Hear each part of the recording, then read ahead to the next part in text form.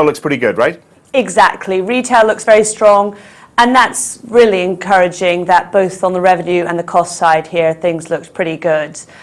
Belgium was also a little bit weaker, but I think given they had such a strong beat on consensus, we can't be too picky. One of the best capitalised banks in Europe. No great surprise that they're making this bigger push now into one of the strongest markets in Europe, right? Yeah, you're right. The capital number was very strong, and it's not surprising that they're looking to expand at a time when a lot of their European competitors are struggling with capital levels. It's still trading on 0.8 times book.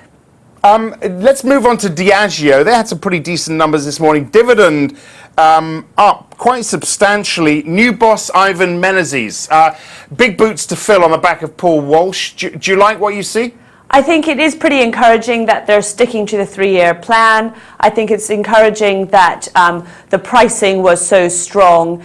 I also think the other interesting thing to look at is really the developed markets is very strong, and they've been talking about a little bit of weakness. We're still talking about double-digit growth, but not quite as strong as the emerging market, and that's a pattern that we've seen really across, at Unilever and similarly. So it's big boots to fill. He's doing a good job, and he's really helped by the developed markets coming back on stream here. Okay, and the big story really this morning, another M&A deal, Schneider Electric and Invensys. That $5 billion deal is going ahead.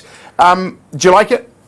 I think what we've seen today is a good cash element, so you can have 75% in cash and pick a mix, which is also attractive.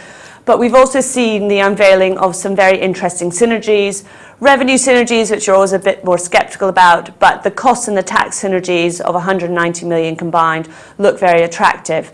And you're seeing really good level of synergies. So I think this might cause some other companies to look at the situation.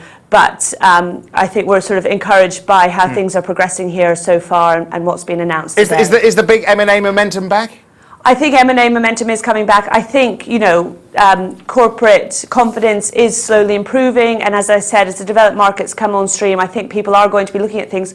Because remember, balance sheets, the corporates are in strong positions. So a lot of them have got firepower to make things happen.